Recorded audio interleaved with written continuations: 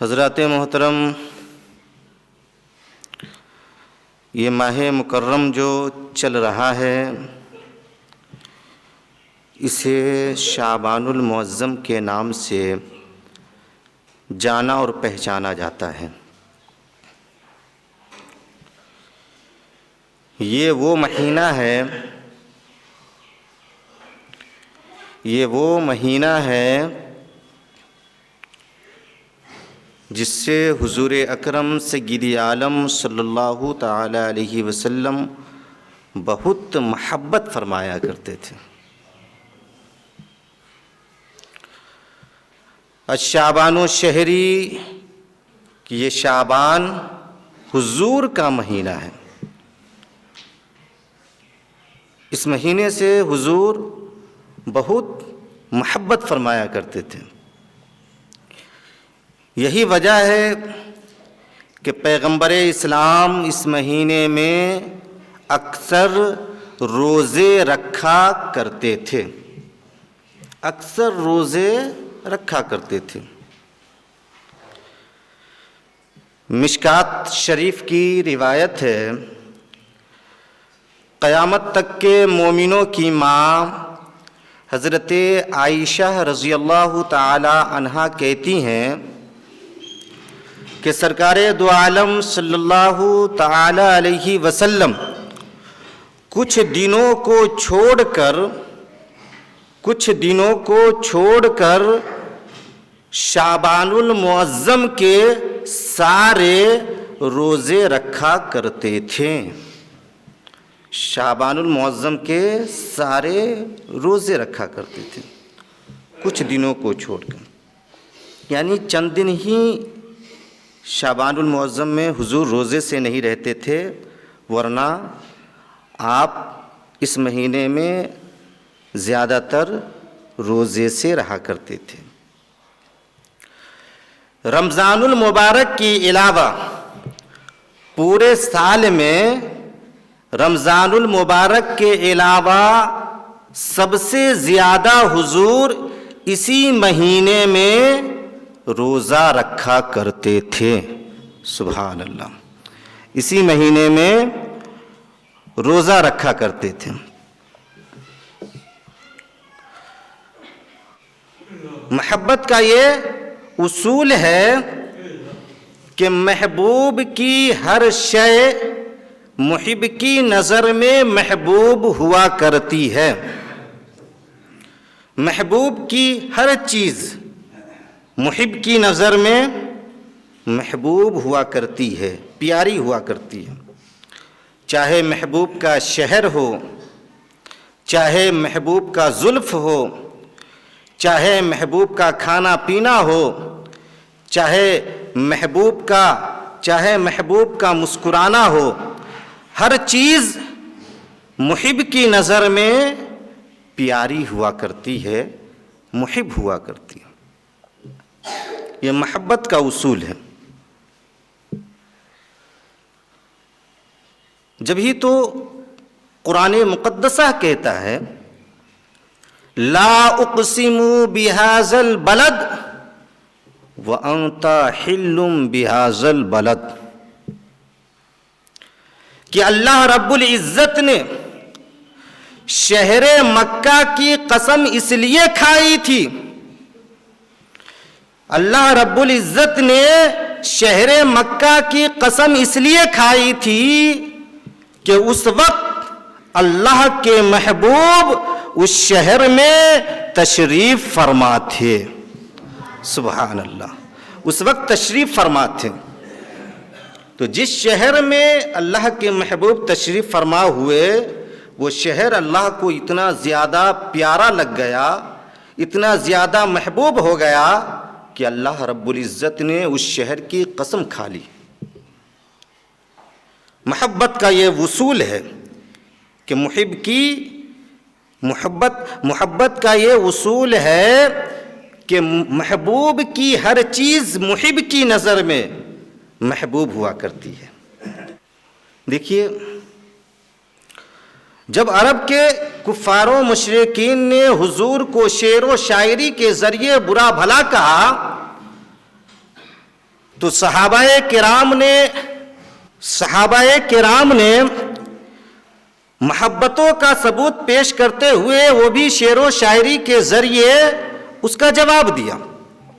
اسی لیے تو شاعر اسلام حضرت حسان ابن ثابت رضی اللہ تعالی عنہ حضور کی شان میں حضور کے سامنے یہ شعر پڑھا.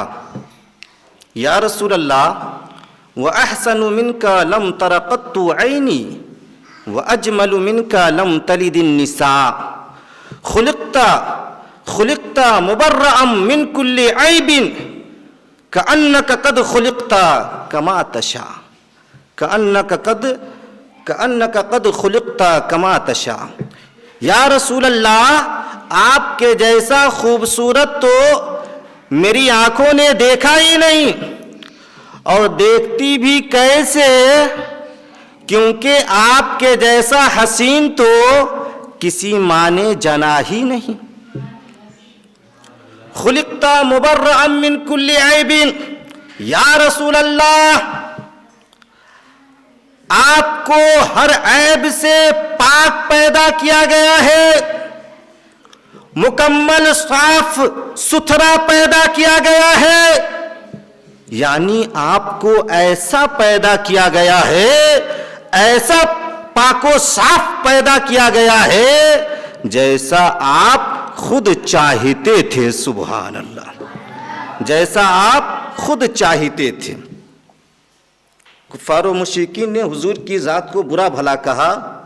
صحابہ نے جواب دیا کہ حضور کے جیسا تو کوئی ہے ہی نہیں، میری آنکھوں نے دیکھا ہی نہیں. اب کسی عقل مند کا یہ سوال ہو سکتا ہے کہ صحابہ کرام نے اپنی محبتوں کا اظہار کیا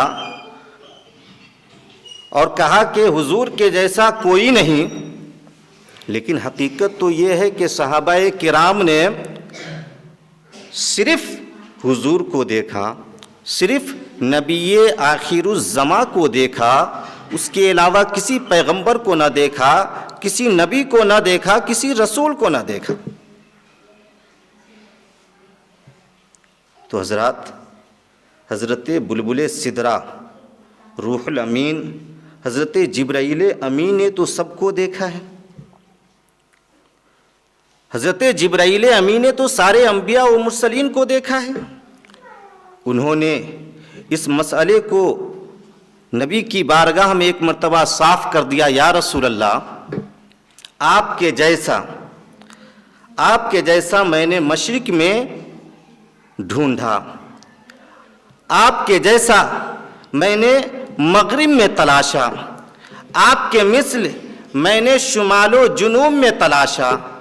گویا یا رسول اللہ آپ کے مثل، آپ کے جیسا میں نے پوری دنیا کے خطے خطے میں تلاشا، ہر حصے میں تلاشا، لیکن میں جیسا آپ کو پایا ویسا کسی کو بھی نہیں پایا. سبحان اللہ.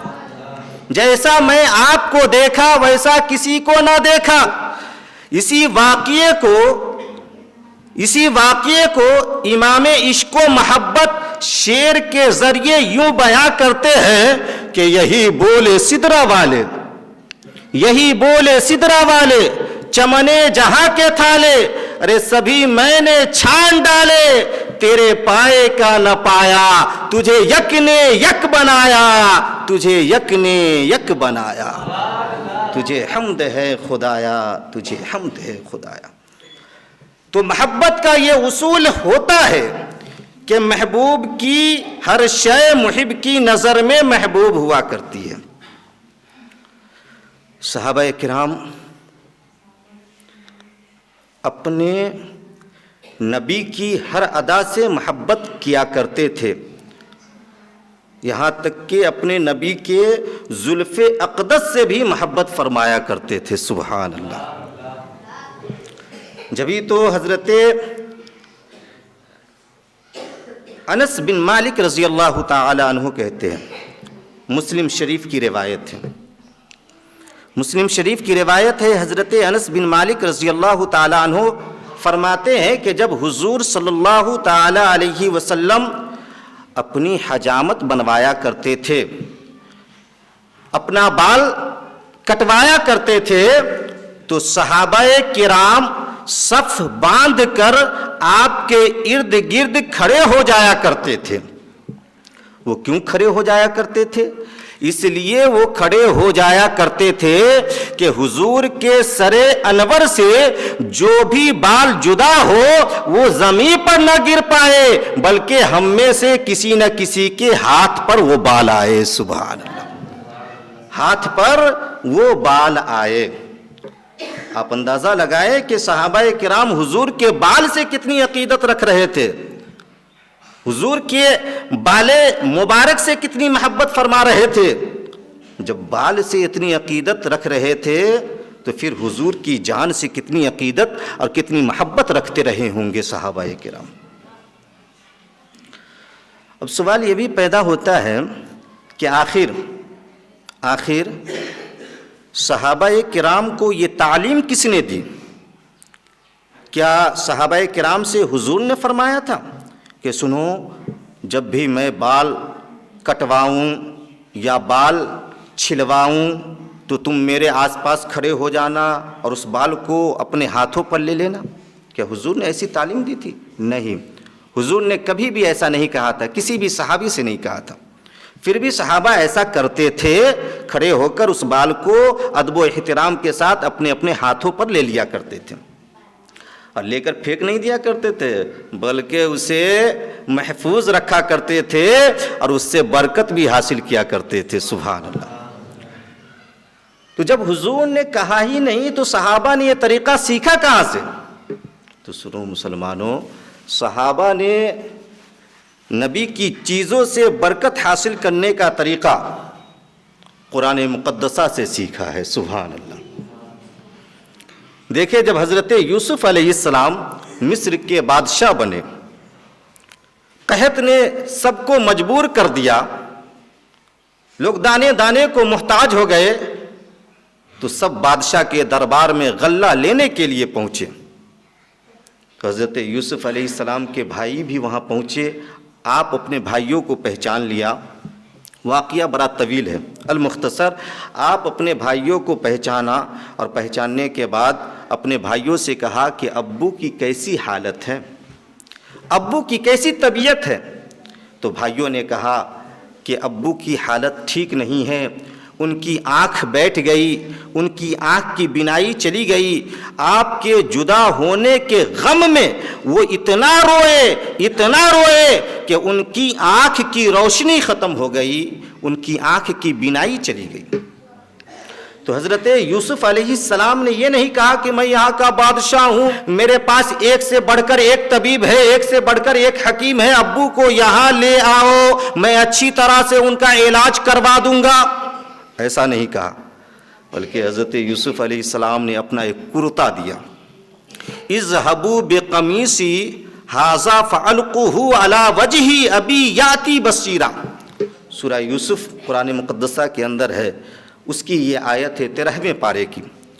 حضرت یوسف علیہ السلام نے اپنا ایک کرتا دیا اور کہا سنو، اس کرتا کو اپنے ساتھ لے جاؤ اور میرے ابو کے چہرے پر پھیر دینا، میرے ابو کو خوشبو محسوس ہوگی اور ان کی آنکھیں روشن ہو جائے گی۔ سبحان اللہ، ان کی آنکھیں روشن ہو جائیں گی، ان کی آنکھیں روشن ہو جائیں گی۔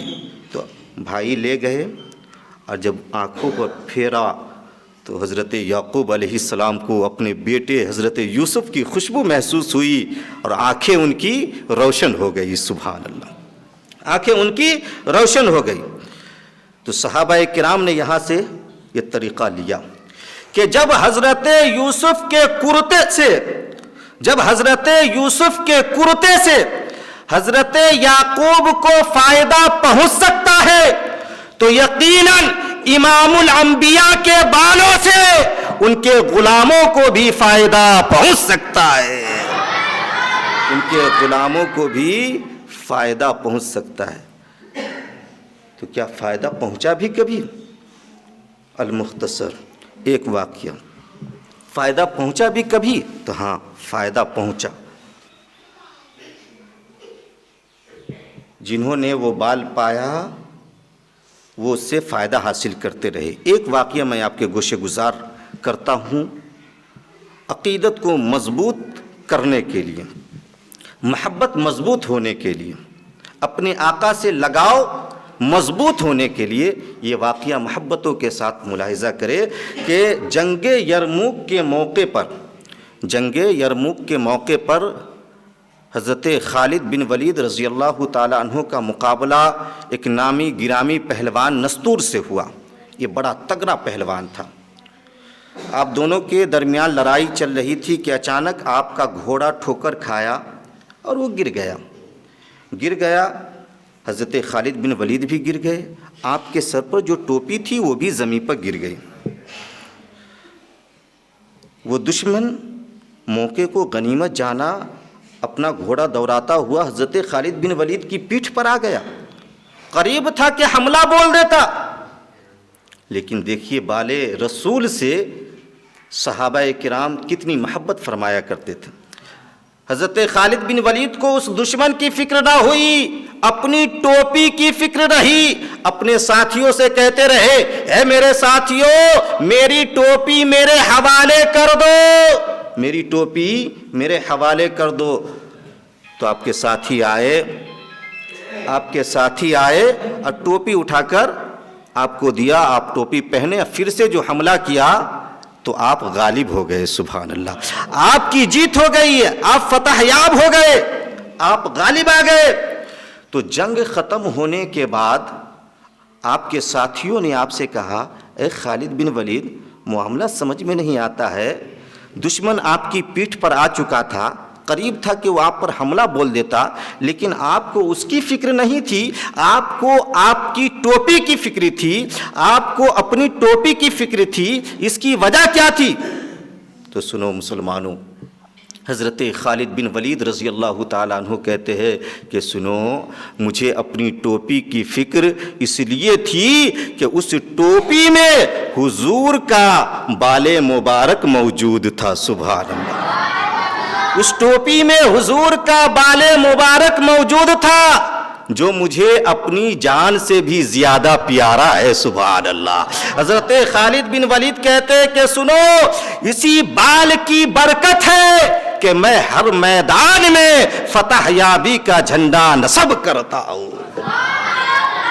اسی بال کی برکت ہے کہ میں ہر میدان میں فتح یابی کا جھنڈا نصب کرتا ہوں.